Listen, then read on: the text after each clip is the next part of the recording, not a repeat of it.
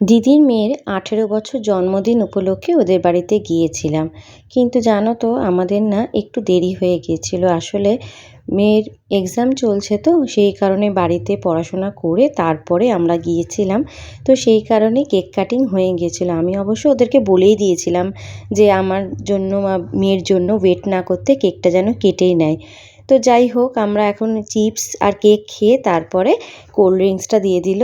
এটাই বেশ ভালো লাগে, কোথাও গেলে কোল্ড ড্রিঙ্কসটা বেশ ভালো লাগে খেতে। অথচ বাড়িতে কিন্তু সেরকম খাওয়া দাওয়া হয় না কোল্ড ড্রিঙ্কস। আর এইদিকে বন্ধুরাও চলে এসেছিলো, বেশি লোকজন বলেনি, খুব কম করেই বলেছিল। আর বন্ধু মানেই দেখবে একটা না বলা একটা আনন্দ, যেটা ভেতর থেকে চলে আসে হাসি। আর এটার জন্যেই আর কি যাওয়া, কারণ এত এক্সামের যে চাপ চলছে, এই যে হাসছে এটাই যেন মনে হচ্ছে অনেকটাই যেন স্ট্রেসটা রিলিফ হলো। আর এদিকে ডিনারে ছিল বিরিয়ানি, চিকেন বিরিয়ানি, চিকেন চাপ আর এগ ডেভিল। ওরা অবশ্য ঠাকুর দিয়ে বাড়িতেই রান্না করিয়েছিল।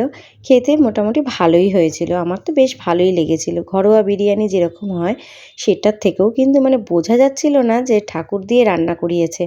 আর এখানে এখন একটুখানি গল্প টল্প করছি, খেতে বসেই যা আড্ডা। আসলে কি বলো তো, মেয়েদের পরীক্ষা চললে দেখবে মায়েদেরও যেন মনে হয় পরীক্ষা চলে। যেহেতু বাচ্চারা ঘুমাতে পারে না ঠিক মতো করে, খাওয়া দাওয়াও প্রায় ওদের ঘুচে গেছে বলতে পারো। আর একটা মারাত্মক ধরনের একটা যেন টেনশন চলতে থাকে। আর বাচ্চার ওরকম টেনশন দেখে কোনো মায়ে দেখবে ঠিক থাকতে পারে না। আমার মেয়েরও যেমন ঘুম টুম হচ্ছে না একদম ঠিকঠাক, আমারও হচ্ছে না।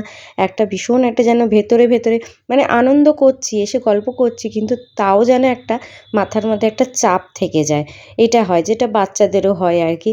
যাই হোক, সেই 10 তারিখ থেকে এক্সাম শুরু হয়েছে, শেষ হবে সেই 22 তারিখ।